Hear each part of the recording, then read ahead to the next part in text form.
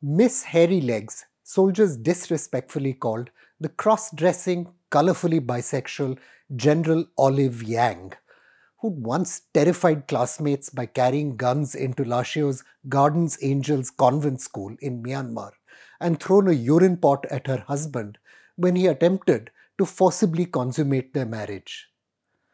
For all their grumbling, though, the 10,000 soldiers in her ranks proved willing to follow her to the gates of hell, fighting savage battles to set up the opium trade lines and laboratories that funneled heroin from Myanmar to Southeast Asia and beyond. While international sanctions have walled off Myanmar from the world economy, the People's Republic of China has been quietly moving to cash in.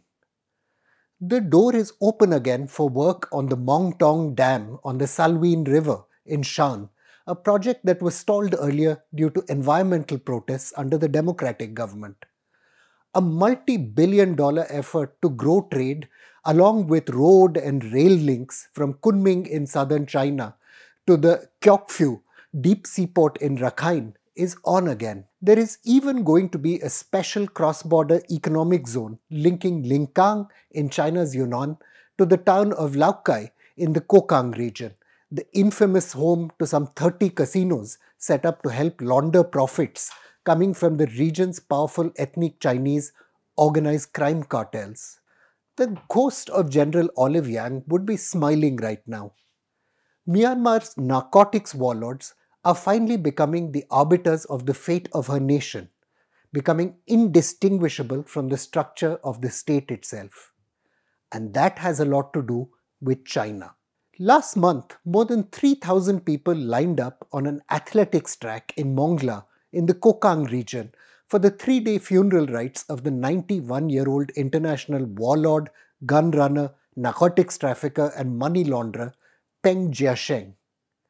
Friends as well as enemies came to pay homage. It was hard to tell which was which. There were representatives of the Arakan Army, the Shan State Army, the Karenni Nationalities Defense Force, the Taang National Liberation Army, and the Kachin Independence Army. Min Aung Hlaing, the commander-in-chief of the Myanmar military's Kengtung-based Golden Triangle Command, was there, and most important of all, diplomatic representatives of the People's Republic of China. In essence, what's happening is this. China is paying the Kokang drug cartels to ensure work goes forward on their investments despite the disruptions and pressures the democratic government once placed. The main proxy it has cultivated in the Kokang region is the United Wa State Army, with an estimated 30,000 fighters, whom it supplies with weapons from across the border. The Kokang cartels in turn fund counterinsurgency groups like Myanmar's border guard forces, keeping open logistics corridors like Chin She Shaw and Kunlong, which are adjacent to the Special Autonomous Zone. The funding model is pretty simple. In return for the security of Chinese projects, the insurgents, the United Nations says, are allowed to produce and run staggering quantities of methamphetamine and other opioids. Following the 2021 military coup, the rival ethnic insurgent groups did not fight the army but helped each other expand the territories from which their warlords could extract resources and produce drugs. Even though there were large-scale anti-coup rallies in Tongyi, the Shan state's capital, only the Taang National Liberation Army was somewhat supportive of the anti-coup People's Defense Forces. Environmental activist Sai Khur Seng offered journalist Tom Forthorpe this simple explanation for why this development is being welcomed, even if it comes with drugs and crime.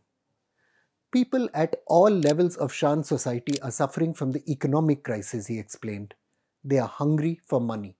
Late one night in 1962, soon after he left an opera performance in Yangon, General Ne Win began to paint Myanmar, the land of jade and rubies, in uniform grey. Horse races, beauty contests and dance competitions were all banned by the new military dispensation, author Bertel Lintner has recorded. The beer came from the People's Brewery, cakes from the People's Patisserie, and toothpaste from the People's Toilet industry. the students who protested were massacred.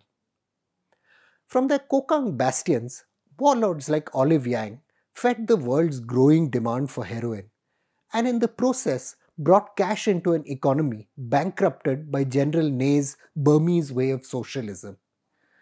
Even though the Kokang cartels controlled territory which the Myanmar army didn't like so much, they enjoyed a comfortable relationship with the state. Yang's brother, Jimmy Yang, even became a member of parliament. Similarly, the warlord Lo Xinghang received permission to run opium convoys without military interference in return for providing troops to fight ethnic insurgents. His brother Lo Xingko was conveniently appointed chief of the Kokang police. Every now and then the system frayed. In the mid-1970s, for example, Peng Jiasheng allied with the Communist Party of Burma to beat out competitors in the drug trade. In the 1980s, though, when the party got split, its remnants signed a ceasefire deal with the government. Peng signed a deal as well, but conflicts with the army for territory and shares of the drug trade forced him eventually across the border into Yunnan. There were plenty of other warlords to pick up the slack though. The Myanmar National Democratic Army, led by Peng's brother Peng Jiafu, the National Democratic Alliance Army, led by Peng's son-in-law Lin Mingxian, and the United Wa State Army, led by Bao Yuxiang. Faced with threats to its legitimacy from the democracy movement, the Myanmar military has rebuilt relationships with many warlords. General Min Aung Hlaing, the head of Myanmar's military junta and the officer responsible for attacking Peng in 2009, forcing him across the border, even sent a special condolence message. The empires built by the drug lords are visible all over Yangon. Heroin earnings have been laundered according to the United States Drug Enforcement Administration, ending up in businesses like Kyo Win's Mayfar Banking Group, Yang Maoling's Peace Myanmar Group, and surrendered drug lord Khun Sa's Good Shan brothers. The case for India maintaining a deep relationship with Myanmar's military is pretty obvious. It holds the key to peace in our troubled northeast. In 1988, following the pro-democracy protests, New Delhi paid a heavy price for severing links with Myanmar's military. Later though, India repaired relations. In 1995, the Indian Army was thus able to target a column that was taking arms from Cox's Bazar in Bangladesh through the Mizoram forests. The Army's 57th Division, working together with the Myanmar Army, even killed 38 insurgents.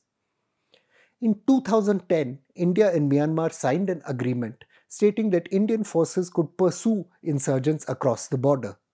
4 years later, the two countries signed an agreement on coordinated patrolling and intelligence sharing. Naga and Manipuri insurgent bases across the border were shut down, and in return, India provided economic and military aid to Myanmar, helping the generals avoid the trap of excessive dependence on China. There's no telling, though, just where this relationship might now head. The massive investments China is making in Myanmar will inexorably give it a growing leverage. There's just no way India can compete dollar for dollar. The People's Liberation Army has also begun developing its military relationships with groups once seen as close to Indian interests, like the Arakan Army in Rakhine, supplying them with weapons and cash.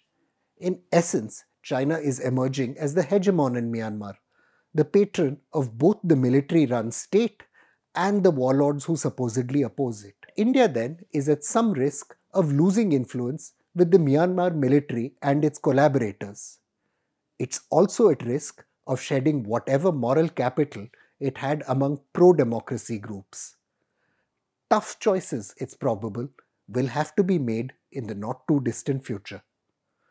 I'm Praveen Swami and I'm National Security Editor of ThePrint.